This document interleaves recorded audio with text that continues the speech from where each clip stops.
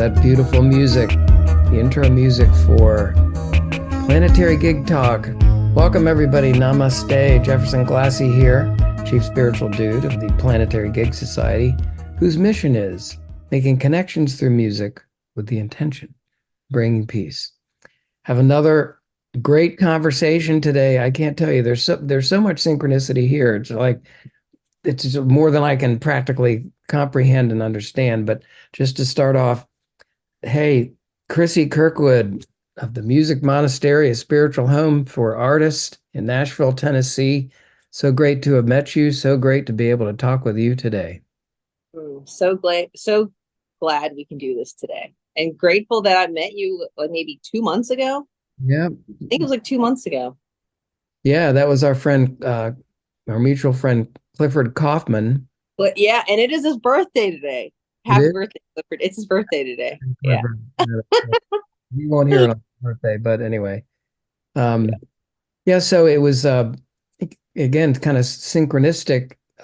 We were looking to do some concerts for humanity. The Planetary Gig Society has been sponsoring last couple of years some concerts for democracy, and now we're broadening our focus to all of humanity. And we've, Clifford recommended the Music Monastery. I said, "Oh my God, that sounds so awesome!" And we had a great time. And the whole time we're talking beforehand and everything. It's a beautiful, idyllic thing that you have. Maybe you could just describe before we, get into the real conversation about the healing sounds of the universe and all that stuff.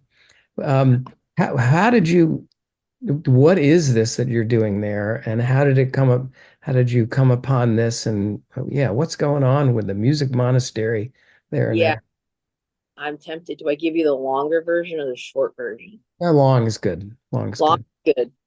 So the long version of it is all started with a near-death experience for me in 2013. And in 2013, my life leading up to that point was very transactional. I was very much like work, work, work. I didn't even play music in my 20s. I was so detached from music. But in my teen years, I played a lot of music. And that was my connection. 2013, stressed out, almost died, had MRSA in the hospital. And then I was like, what am I supposed to be doing with my life? Like, I only have so much time on this planet. And that near-death experience really brought it to reality of like, oh, I don't know when this heart of mine is going to stop, or these breaths. I just don't know. I don't know how many I have left. So what do I really want to do here? Because I don't want to just keep working and then die. And, yeah. I mean, it was, And then I had a couple months of healing from that. So I had a forced break. I had a forced sabbatical because of my health. And during that time, I watched documentaries about permaculture, about spirituality. There's one called I Am, who is like the same director. It's like Nutty Professor and those funny movies. I forget that guy's name, like Shinda. It's a weird name, but he put out this documentary called I Am. And I watched it like 14 times during my healing period, because I was like, yeah, this is right. Like, why do we get rid of the old people in our society and put them in nursing homes? And why do we have all our kids in these daycares? And then, these cycles of money and poverty and all this stuff. And so then at the time I started a project called the Urban Eco Village. And I would just have all these drum circles and all these parties and, 25 people, 50 people, but it didn't have a core. It didn't have a very spiritual intention. It was just like a celebration, like, hey, let's get together. Yeah, fun. Was that at where you are now, or is that a different place? Same location, different brand experiment, Urban Eco Village. And then about 2019, toward the end of that, I was like, okay, this experiment, this is cool, but something's missing.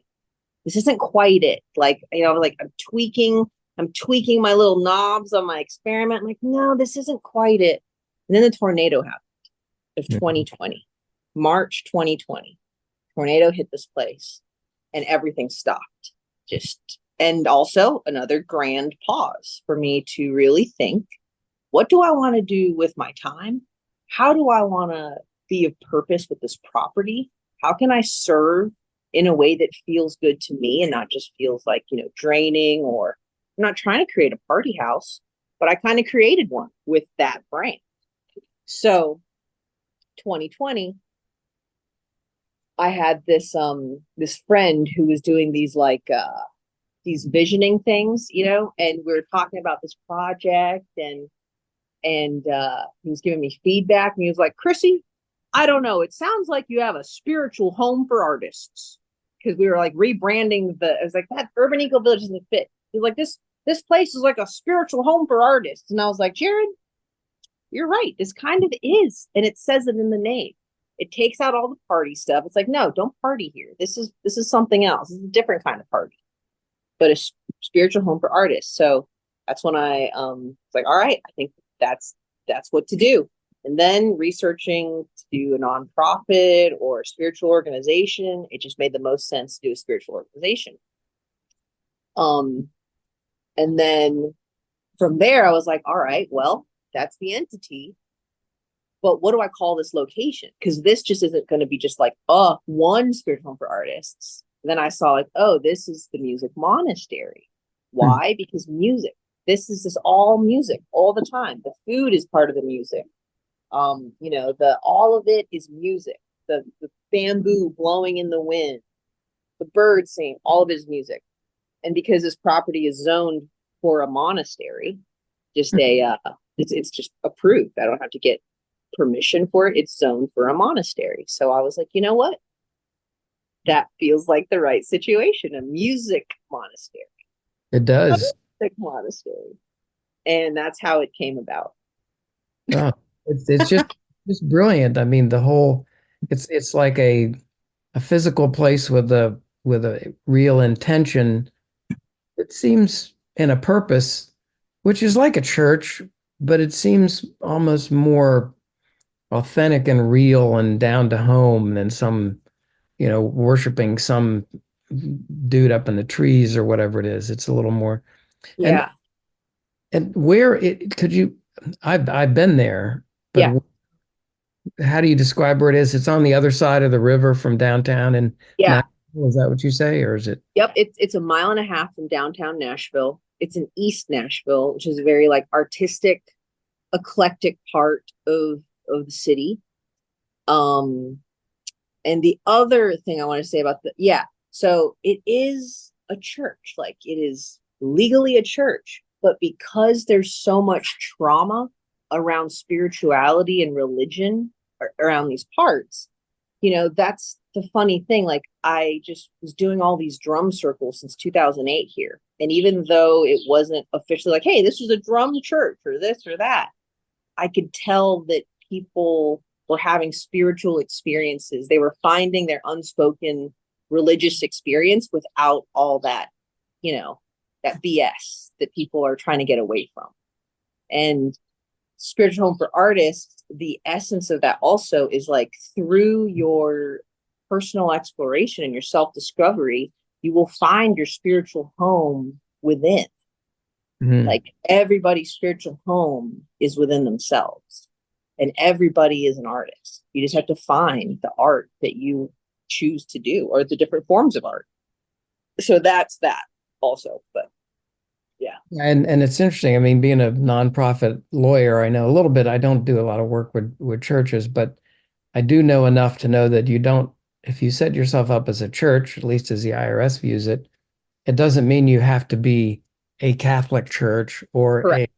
This or that. It can be the church of good hope and great feelings, or the church of music, nature, rhythm, meditation. It doesn't have to be Catholic. It doesn't have to be a temple or a synagogue. It could be the forest. It could be when, people come together and play music. It could be whatever. Yeah. Yeah. It's really great. It's remarkable. I think it's not that well understood that this is kind of a type of entity that you can have. And it's similar to the music ashram that I kind of was called to in Rishikesh, India. where, their intention is attuning divinity and serving humanity. But it's really a music ashram, and music is the core, and music is what people are there for. But people come through from all over the world to visit there and experience in their case, the um, classical Indian music and sitar and those types of things. But I mean, you've got an amazing spot right there. And we did our, Roy Wooten and I did our concert for humanity there along with John Tinger.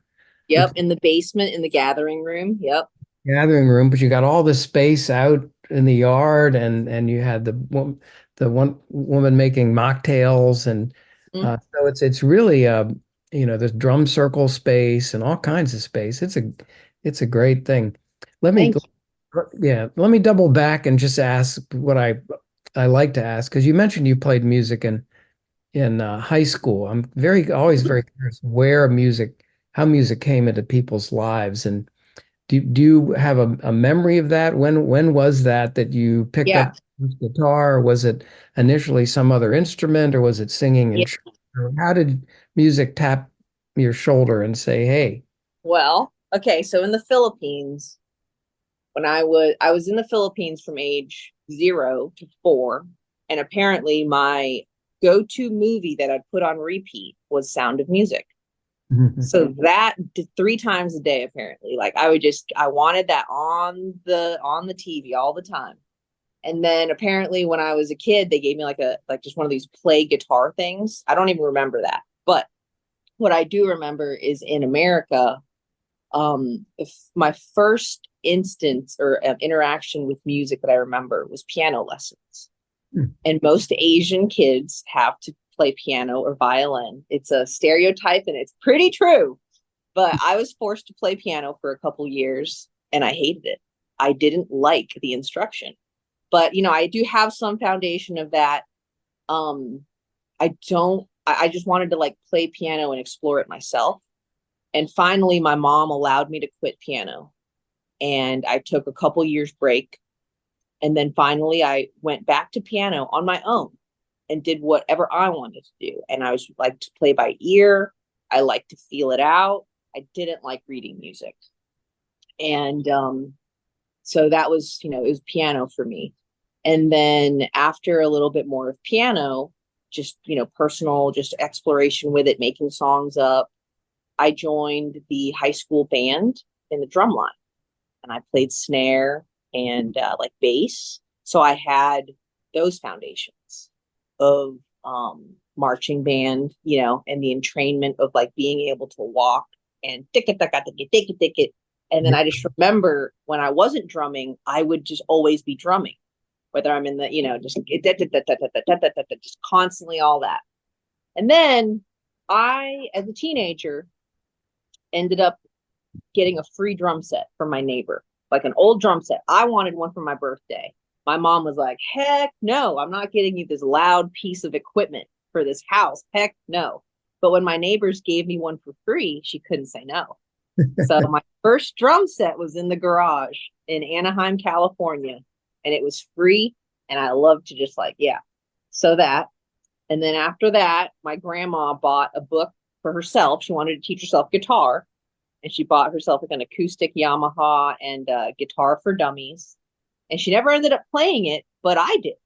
And then I taught myself guitar. And then for me, music was the place for me to sort out my feelings. It kept me company. Like I had a special relationship with music because I didn't really know how to have friends. I didn't really know how to do that growing up. We didn't socialize with other people. We just like had our family gatherings and, never got to do sleepovers or any of that traditional stuff that most kids do. So music was my one of my big friends. That's such a great story because it's so organic. I think a lot of people, I mean, some people just take to music like, ducks to water. Other people like me probably were pretty musical and danced around a lot and did things as kids, but then as you get older, it kind of gets drummed out of you, if you will. You Yeah. and you begin to think that other people are musicians, that's not really for me. I don't have any talent, yada yada. But yours was just such an organic, you just sort of opened yourself up to different, pathways of music, and it just showed up for you. And of course, now it's taken you on this journey. It's kind of amazing, to just be able to host all these people for drum circles and things. Yeah. It's really okay. And here's the trippy part. I forgot this one part. So when I was a teenager, I think I was like 14, 15, somewhere around there, my older sister took me to Venice Beach, California for the first time. And there was a drum circle. And there's drum circles there like every weekend for like ever on the beach. And that to me, honestly, was the first time I experienced an unspoken religion on the beach. Like nobody talked to me about it, but I just saw like all these walks of life, druggies, all these everything, just like Venice Beach is just like the full spectrum of everything. And everybody is just connected through rhythm. You might not even speak English. You might not even have the same political beliefs or, any of that. But all of a sudden, everybody's just talking hardcore and rhythm and feeling it. Yeah. And that was a big aha for me. I was like, wow, I think this is my church. Because, we would go to like Catholic church, and all I remember from Catholic church time, because I did go to Catholic school for a little bit, but all I remember was I would get donuts before church and I'd get Carl's Jr. after church. Everything that happened in church, I don't remember. I don't know what those balloons are, but yeah, but donuts and Carl's Jr. I just remembered the food that I would receive, like that was my celebration. I was like, I don't know what they're doing in this church necessarily. But anyway, drum circles at Venice Beach. yeah. So, I also like to ask people that I interview, well, what have you seen of the power of music? But you just answered that question. Oh, I can go deeper into that too, the power of music. Yeah, but yeah, Yeah, the teenage. yeah. How do you observed it sort of almost? You just felt it, Yeah. the person with the drum circles, and then Mm-hmm. how has that expanded or changed? So when I was a teenager, experiencing it for the first time, no drugs, no alcohol, just sober, just feeling that like bare feet on the sand and feeling the unity of the humanity. There's like 100 to 200 people on that beach. And there's no other, like, I could not think of another reason or why people would come together like that. I didn't know about festivals or any of that. It's like, wow, these people are just coming to drum, percussion. Wow. And then so I got really into playing percussion after that, Mhm. because before that I just played with sticks because of the drum line. But then with the drum circle of Venice Beach, I was like, wow, all right. So I started to teach myself percussion. And then the power of music. So I've been hosting drum circles in Nashville and improv music jams since like 2008. And what I've seen with music is people feel so connected. They can walk into a room feeling so depleted and just kicked by life and just exhausted. And then they're jamming, they're flowing, they're re-energizing, and it's so cool. It is an unspoken like spiritual connection to be able to connect musically, rhythmically. Um, yeah, yeah, I've seen a lot of healing power too. Like people, they're exploring their own healing through rhythm. They're exploring letting go of judgment that they've carried on their back for so many years because people told them, you can't drum, you don't have any rhythm, you can't dance, you're not a musician, you should go, don't focus on music, go make some money, things like that. So there's all this baggage people have to let go of. So my exploration, because there are people who can teach you drums. I teach people play in it, and I don't even teach it. I just try to just this non-judgmental, just playful, curious environment because I feel like that's how I personally wanted to explore instruments first. Like, don't tell me how to do it. I want to hang out with it for a little bit. I want to touch it. I want to feel it. And then I will ask questions kind of thing. So Well, that's like, it's you're very wise, and it's very profound what you're doing there. Um, Mm. and so, I mean, I'm giving away all my secrets about the three questions that I like to ask. But the last one is, how do we tap into this power of music to make a better world? And on the one hand, I mean, you're doing it. I'm trying. I don't know what I'm doing. I don't know what I'm doing. I'm just one foot in front. I'm just trying to, yeah. I hear you because I don't know what I'm doing either. I don't know. Yeah. We went to start the Planetary Gig Society, and it was kind of based on an idea. Well, then what do you do? Oh, well, maybe we should have some resources about the power of music, have some content. Yeah, okay. What about a podcast? How do you do a podcast? I had no idea. So yeah, Yeah. making it up as we go along. Yeah. We're But figuring it out. Yep. what And you're it, doing great, by the way. thank you. It's fun. I mean, I don't want to be, giving guitar lessons or doing so many things that everybody else does. I just want to explore, talk about, promote, support, proselytize the power of music. And, Victor Wooten and his books and the camp have just really sort of turbocharged that whole focus and effort. But Mm. so, I hear you, you're just kind of making it up as you go along, but what are do you have more sort of down in out in the future a little bit more, some ideas about how, we tap into the power of music and can, make people happier and maybe not have so many wars and stuff like that? Right? How do we manifest world peace, Jefferson? How? Yeah. um, well, I can tell you like what I'm doing here in Nashville. Yeah. And so like yesterday we had a song circle of sorts where we were making up like we were doing some Sanskrit mantras. We're sitting in the front yard with a guitar and a couple singers, and we were just improvising on some Sanskrit mantra, and that fed everybody's soul on Monday. Did it for 2 hours from like 6 to 8, and it's not a paid thing. There's no money involved in it. People just show up to sing, and Great. that feels really really good. And it's not instruction either, because people are coming off of their work day. Some people really want to be told what to do, but I feel like other people just need that like spaciousness to just like just exhale a sound, just explore it, just sit, just be. And so there's that. In terms of events, there's some events coming up where you can come to a drum circle on a Friday night. It's donation based. There are 3 special events that we've got coming up that are celebrations and concerts for humanity. It's the woohoo, and it's sponsored by Planetary Gigs, and it's the 3rd Friday of the month for June, July, and August. And those special events are going to have a drum circle. There's going to be a song circle, a cappella song circle for humanity, and then we're going to break bread and maybe a fire.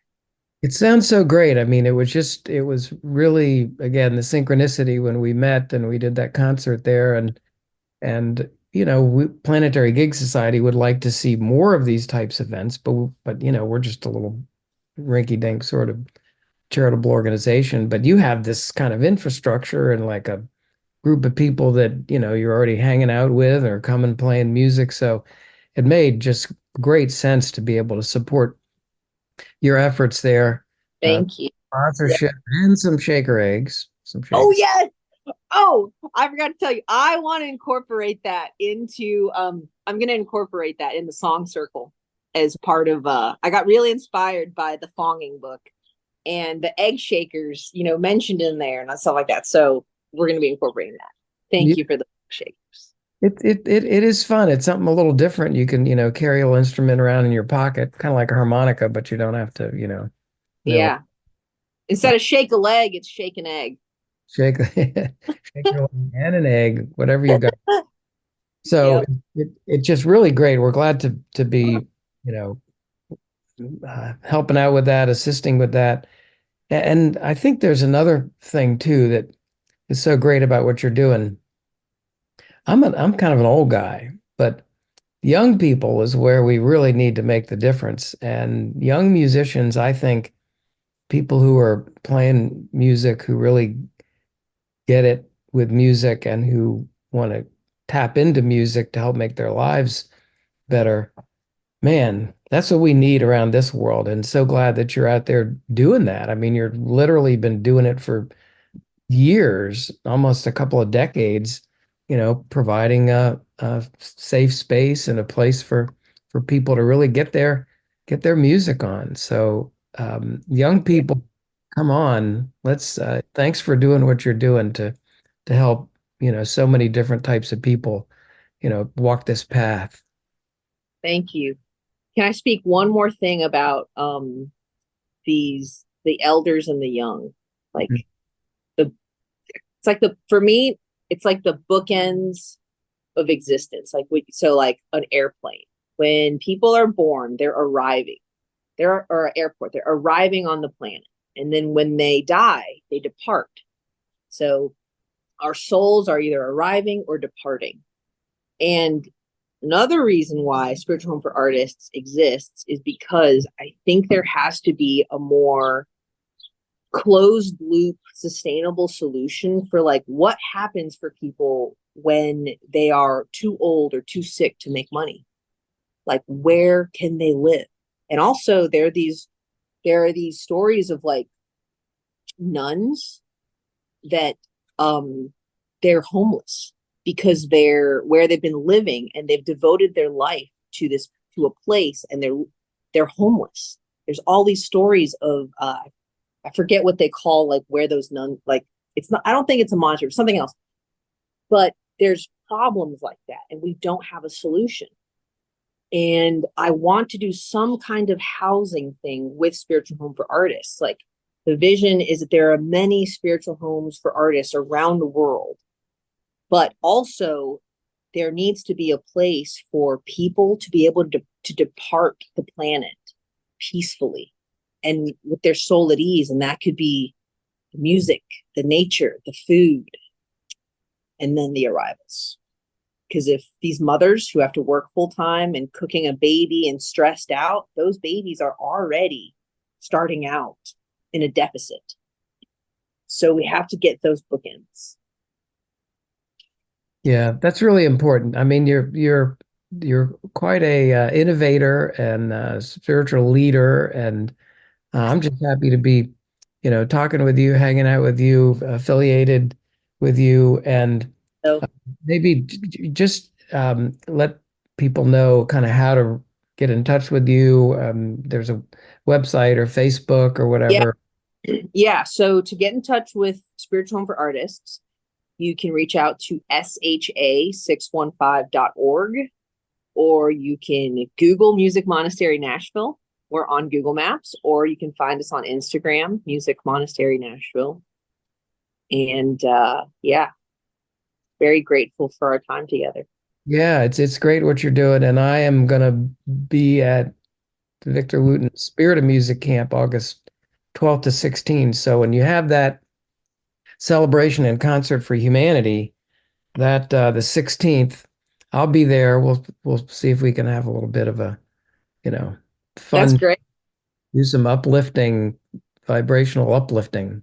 Yeah, maybe invite all the spirit campers to come for a big after party.